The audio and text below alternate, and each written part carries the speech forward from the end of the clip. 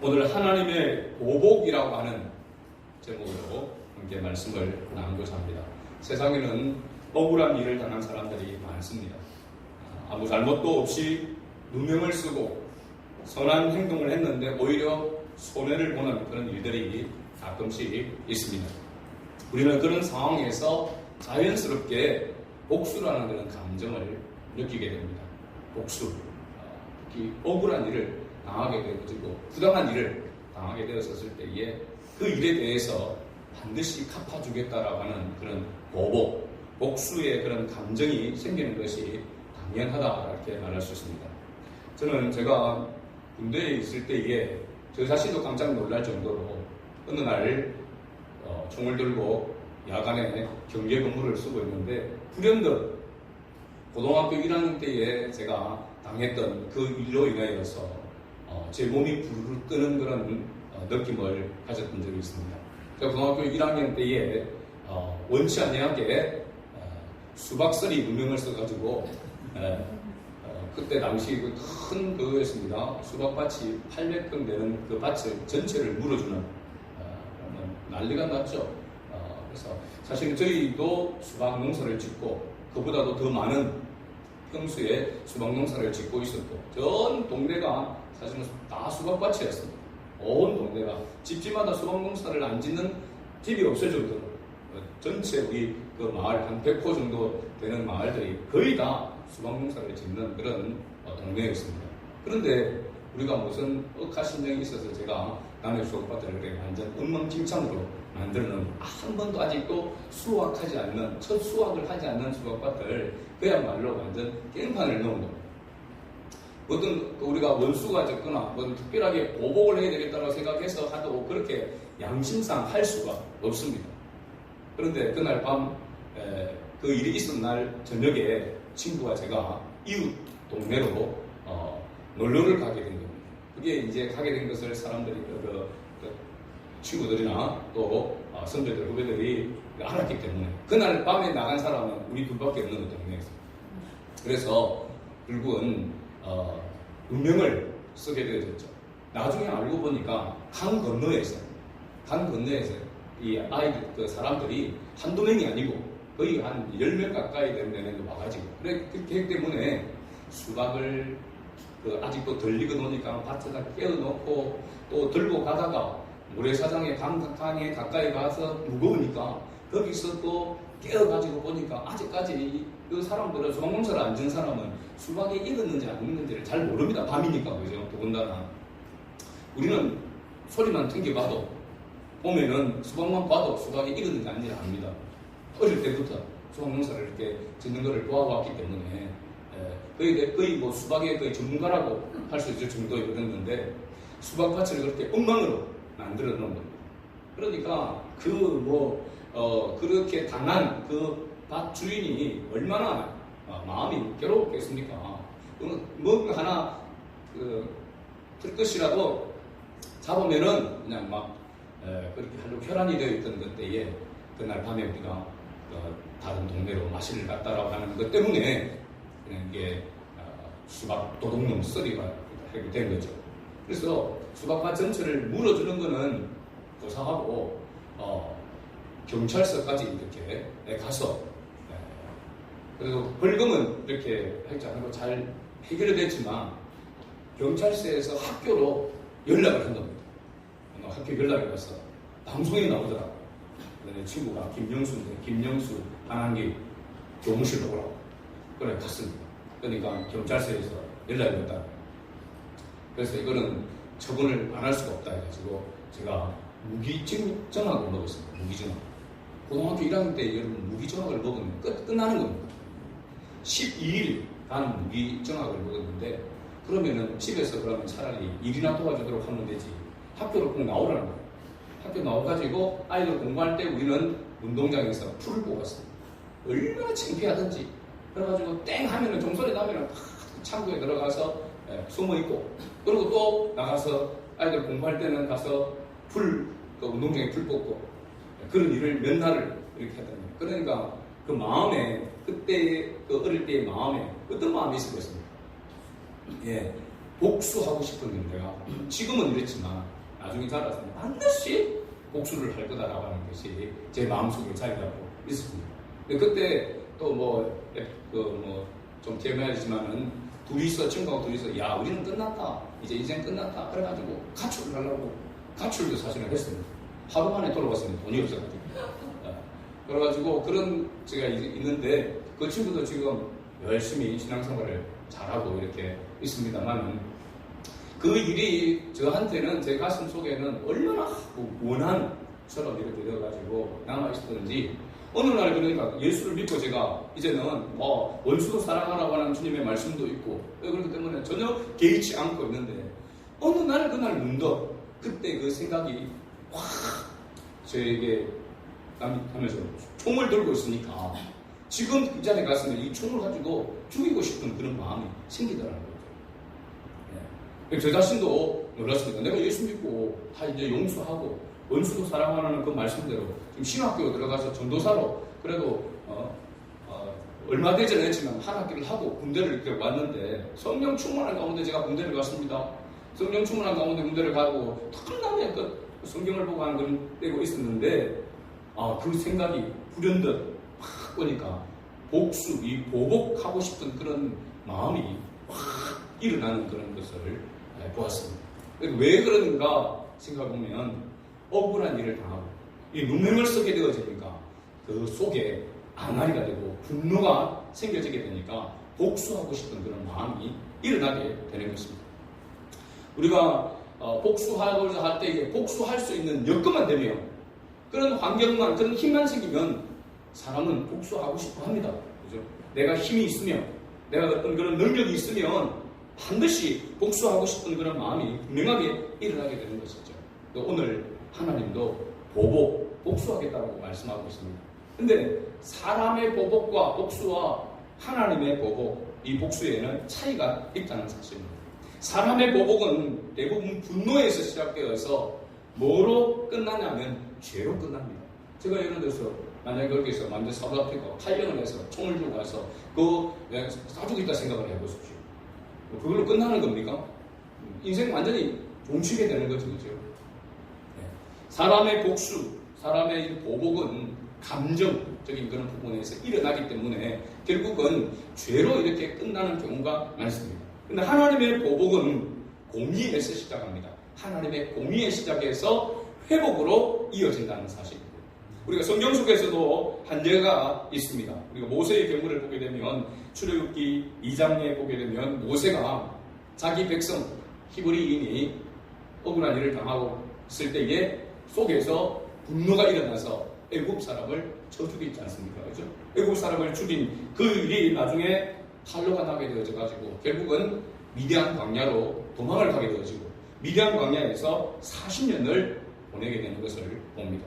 인간의 감정적인 보복은 하나님의 의를 이루지 못한다라고 하는 것을 우리가 알 수 있는 것이죠. 오늘 본문을 보시면 하나님은 자신이 택한 백성, 이 언약의 백성들이 억울한 일을 얼마나 억울한 일을 당했는지 너무나도 자세히 기억하고 계십니다.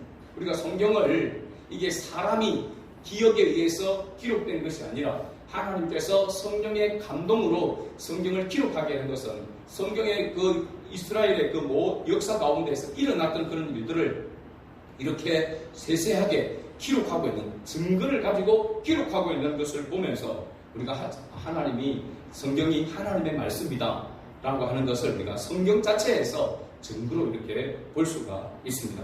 오늘 2절 뒷부분과 3절 이게 보게 되면 이는 그들이 이스라엘 나라들 가운데 흩어버리고 이스라엘을 나라들 가운데 흩어버리고 나의 땅, 그러니까 언약의 땅, 가나안 땅을 가져서 나의 땅을 나누었으며 또 제비 뽑아 내 백성을 끌어가서 소년을 기생과 바꾸며 소년을 술과 바꾸어 마셨습니다.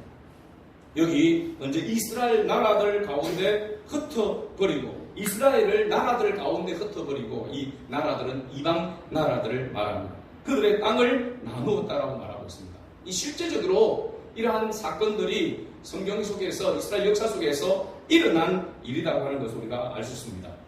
북이스라엘이 주전 722년 BC 722년에 아수르에 의해서 멸망을 당하지 않습니까? 그냥 단순히 멸망을 당해서 식민지가 될 뿐만 아니라 이 아수르는 식민지 정책을 어떻게 했냐면 자기가 저 북방에 있는 식민지의 민족을, 그 식민지를 있는 백성을 끌고 이동시켜서 사마리아, 북이스라엘의 수도인 사마리아로 끌고 와서 살게 했습니다. 거기에 사는 사람들은 또 다른 식민지로 이렇게 보내는, 그래서 혼합 정책을 한 거죠. 그래서 북이스라엘이 혼족이 된 것입니다. 그래서 사마리아 사람을 뭐 취급했다고 했습니까? 개 취급하는 것이죠. 순수한 혈통을 잃어버렸다라고 이렇게 이야기한 것입니다. 그리고 한참 뒤에 주전 586년 남유다도 결국 멸망을 하게 됩니다. 어디에 의해서 멸망이 됩니까? 바벨론 제국에 의해서 멸망을 당하게 됩니다.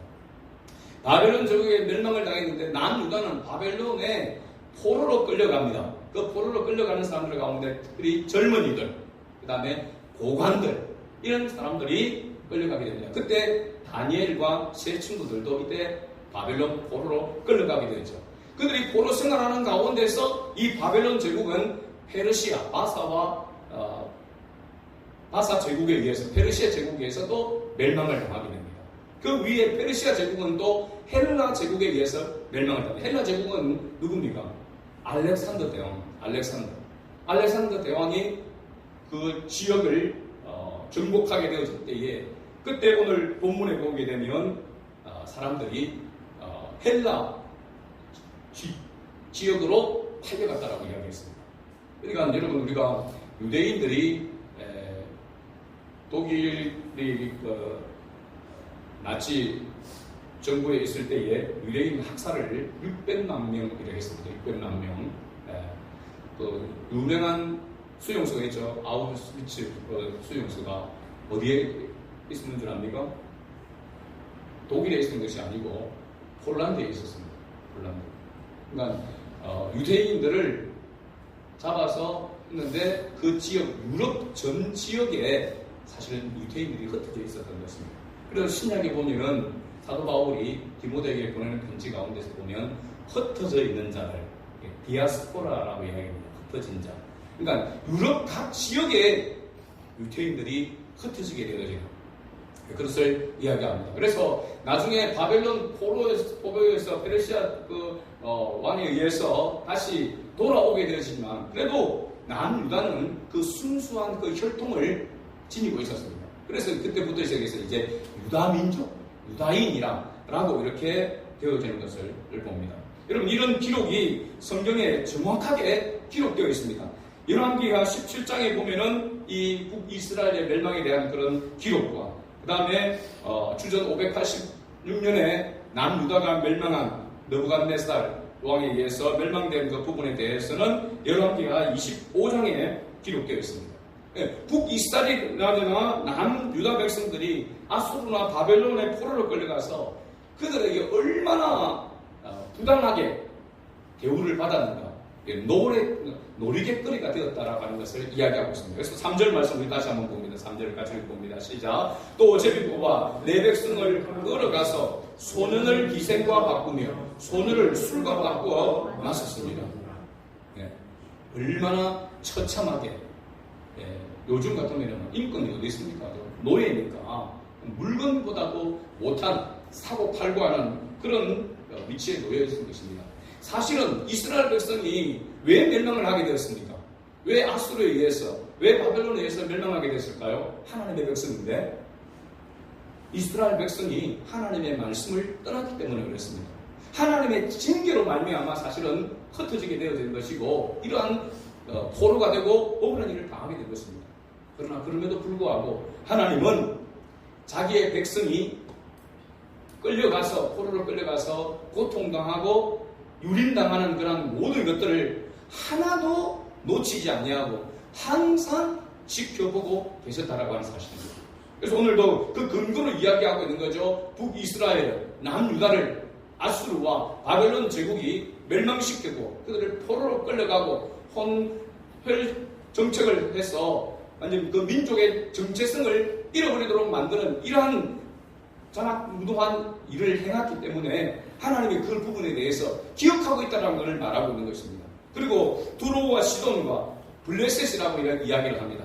두로와 시돈과 블레셋 사방아 이렇게 이야기하고 있죠. 아모스 1장에 기록되어 있는데 이게 보면은 포로를 매매하고 노예를 거래하는 그러한 일들을 행했다라고 하는 것을 이야기하고 있습니다. 단순히 그냥 포로로 끌려가는 것이 아니라 그 포로로 끌려가서 그들이 학대를 당하고 박해를 당하는 그런 모습들이 얼마나 잔악했는가라고 하는 것을 이야기하고 있는 겁니다. 하나님은 그 모든 것들을 그 과정의 모든 것들을 하나님이 지켜보고 계셨다라고 하는 사실입니다.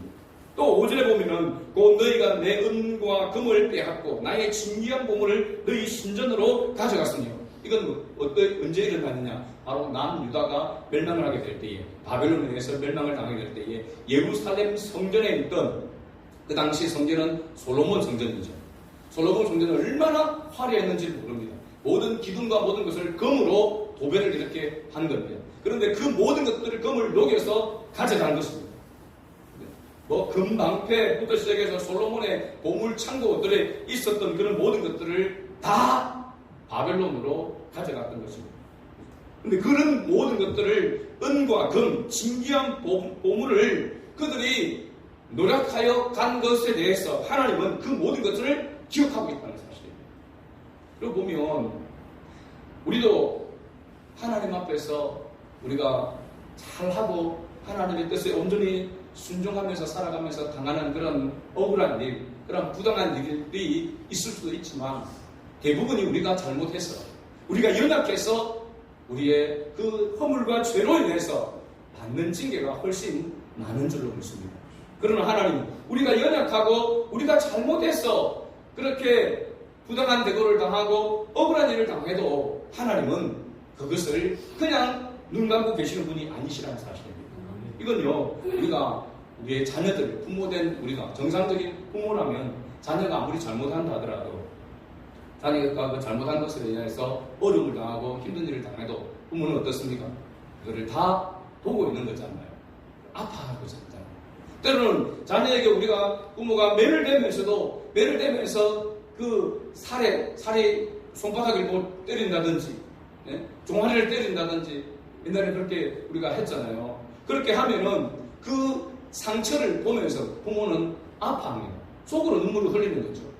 그러나 그럼에도 불구하고 징계하는 것은 채찍질을 하는 것은 자녀를 사랑하고 자녀가 바른 길로 가기를 원하는 그런 마음이 있는 거죠. 마찬가지로 하나님은 더한 것입니다. 하나님의 택한 백성이 하나님을 떠나서 범죄하고 하나님의 기뻐하지 않는 그런 모습으로 타락하고 나아가서 그 일로 인하여서 그 죄로 인하여서 그들이 징계를 받고 있지만 그 징계를 받는 것에 대해서 하나님은 아파하고 계신다는 사실입니다. 그 징계에 대해서 하나님은 보복하시겠다고 말씀하고 있는 것입니다. 그러니까 오늘 우리가 우리의 연약함을 인하여서 우리의 부족함을 인하여서 당하는 그런 모든 어려움과 힘든 그 가운데서도 하나님은 여전히 우리의 모든 삶에 눈 감고 계시는 분이 아니라 일투수일까지 다 지켜보고 계신다는 사실입니다. 우리가 고난당하고 고통당하는 것, 특히 우리가 믿지 않는 자들을 통해서 이방인들을 통해서 하나님의 택한 우리 백성이 고통당하고 부당한 일을 당하고 억울한 일을 당하는 것에 대해서 하나님은 반드시 갚아주시는 분이다라고 하는 것을 말해주고 있는 것입니다. 포로로 끌려갔던 언약의 백성들이 사람 취급도 받지 못하고 수치와 고통을 당한 것을 기억하시고 그 상황을 뒤집어서 다시 예루살렘으로 불러 모으시겠다라고 이렇게 말씀하고 있는 것입니다. 하나님의 이 약속대로 느헤미야서를 보면 느헤미야를 필두로 무너진 성벽을 재건하게 하셨고 또 학사 에스더를 통하여 영적 재건을 일으키도록 그렇게 하셨고 솔로몬 성전과는 비교할 수 없었지만 그래도 다시 스룹바벨 성전 제2 성전을 건축하도록 그렇게 하신 것입니다. 하나님의 보복은 공평하게 갚으시는 일임을 알 수가 있습니다. 악을 행하는 자는 반드시 갚음을 받을 것이며 억울함을 당하는 자는 하나님의 때에 공평한 판단을 받을 것이다. 이것이 하나님의 복수입니다. 하나님의 보복인 것이죠. 그리고 하나님의 보복은 단순한 보복이 아니라 거룩함과 언약에 근거한 보복임을 알 수 있습니다. 성경에 또 한 예를 보면은 하나님의 마음에 꼭 맞는 자, 하나님의 마음에 합한 자에 있던 바로 다윗을 봅니다. 사무엘하 9장에 보면은 사울의 손자 머비보셋이 있었습니다. 이 무비보셋을 다윗이 찾아서 은혜를 베푸는 것을 봅니다. 그것은 다윗과 사울의 아들이었던 요나단이 절친이었지 않습니까? 그죠? 그래서 다윗이 비록 원수와 같은 그런 사람이었지만 무비보셋이 그 원수의 씨앗이라고 할 수 있습니다. 그럼에도 불구하고 요나단과의 그 언약 때문에 다윗이 이 무비보셋을 찾아서 자기와 함께 그 상에서 먹고 마실 수 있도록 그렇게 해주신 것을 봅니다. 그러니까 하나님의 보복과 회복도 마찬가지라고 하는 것이죠. 이스라엘이 완전하고 잘나서가 아니라 하나님께서 맺으신 언약 때문에, 그 언약의 신실함 때문에 하나님께서 갚으신다라고 하는 것을 말해주고 있습니다. 사도 바울은 로마서 12장 19절에 이렇게 말했습니다. 원수 갚는 것이 내게 있으니 내가 갚으리라. 원수 갚는 것 하나님께서 갚아주시겠다라고 말하고 있습니다. 왜 그렇게 말하고 있을까요? 네가 갚아라. 내가 능력 줄 테니 네가 반드시 원수를 갚아라. 이러면 좋을 텐데 왜 그렇게 하셨을까요? 하나님은 우리가 원수를 갚을 때에 우리의 감정이 앞서서 원수를 갚는 것으로 인하여서 오히려 더 손해를 볼 수 있기 때문에 하나님께서 갚아주시겠다는 겁니다. 우리가 더 억울해지거나 더 우리의 삶을 망치지 않도록 하기 위해서 하나님께서 갚아주시겠다는 겁니다. 그러면 우리가 어떻게 해야 되겠습니까? 어떤 억울한 일을 당하고 부당한 일을 당했을 때에 우리는 하나님 앞에 그 모든 것들을 아뢰야 하는 것입니다. 하나님 앞에 맡기는 것입니다. 하나님, 내가 이러이러한 어려움을 당하고 이러이러한 부당한 일을 당했는데 하나님, 이 일에 대해서 하나님께서 긍휼히 여겨주시고 하나님께서 갚아주시옵소서. 하나님 앞에 맡겨드리는 그러한, 그럼 하나님께서 하나님의 공의에 따라서 하나님께서 반드시 갚아주시고 심판해 주시겠다라고 하는 것을 오늘 본문 말씀 우리에게 이야기해 주고 있습니다. 악을 악으로 갚지 말고 선을 행함으로 하나님의 심판대 앞에서 부끄럽지 않은 자가 되어야 될 줄로 믿습니다. 결론적으로 보면은 하나님의 보복은 감정적인 그런 복수가 아니라 거룩한 공의의 실현이다라고 하는 것을 말해주고 있습니다. 근데 하나님은 그 보복, 하나님의 보복은 하나님의 공의와 또 하나님의 그 거룩한 언약에 따라서 하나님께서 이루시는데 하나님이 철저하게 기억하시고 우리의 부당함 당하는 것과 억울한 것 당한 것에 대해서 철저하게 기억하시고 반드시 갚으시며 자기 백성을 회복하신다라고 하는 사실입니다. 우리는 복수를 하나님께 맡기고 악을 선으로 이기며 살아가도록 주께 맡기는 이 기도가 필요한 줄로 믿습니다. 지금 우리가 개인적인 뿐만 아니라 가정적으로 교회적으로 또 더 나아가서 이 나라와 민족 여러 가지 모습들을 볼 때에 이러한 기도가 하나님 앞에 맡겨드리는 하나님의 공의로 하나님의 뜻 가운데 하나님께서 해결할 수 있도록 맡겨야 될 일들이 점점 더 많아지는 것 같습니다. 우리가 스스로 할 수 있는 그런 일들이 점점 없어지는 것 같습니다. 나라를 봐서도 그렇고, 그죠? 열방을 보더라도 그렇고, 우리가 개인적으로 보더라도 그렇고, 우리는 앞으로 그리스도인으로서 살아갈 때에 많은 부당한 일을, 많은 억울한 일을 더 많이 당하게 될 것입니다. 틀림없이. 그러므로 우리가 하나님 앞에 이 모든 것들을 아뢰는 이런 기도가 절대적으로 필요하다는 사실입니다. 하나님께서 갚아주시고 하나님께서 해결해 주셔야만 우리가 끝까지 하나님을 의지하고 살아갈 수가 있는 것이죠. 우리는 복수를 하나님께 맡기고 악을 선으로 이기며 살아가도록 주께 맡기는 이 기도를 반드시 해야 될 줄로 믿습니다. 예수님은 산상수훈에서 나는 너희에게 이르노니 너희 원수를 사랑하며 너희를 박해하는 자를 위하여 기도하라 라고 했습니다. 원수를 사랑하라고 했습니다. 우리가 무슨 능력이 있어서 원수를 사랑하겠습니까? 원수를 갚아도 부족한데 어떻게 원수를 사랑할 수 있습니까? 그건 절대적으로 하나님을 신뢰하는 믿음이 없이는 원수를 사랑할 수가 없습니다. 하나님이 원수를 갚아주실 것이라고 하는 그런 믿음이 없이는 원수를 사랑할 수가 없는 거죠. 우리를 박해하는 사람을 위해서 기도하라고 이야기하고 있는 것입니다. 우리가 할 수 없기 때문에 그렇습니다. 억울하고 부당한 일을 당했다면 우리는 주님께 모든 것을 기도로 맡기고 하나님의 역사를 기다려야 합니다. 이러한 일들이 우리의 삶 속에서 앞으로 자주 더 일어나게 될 텐데 우리 모두가 다시 깨워서 기도하며 나아갈 수 있기를 바랍니다.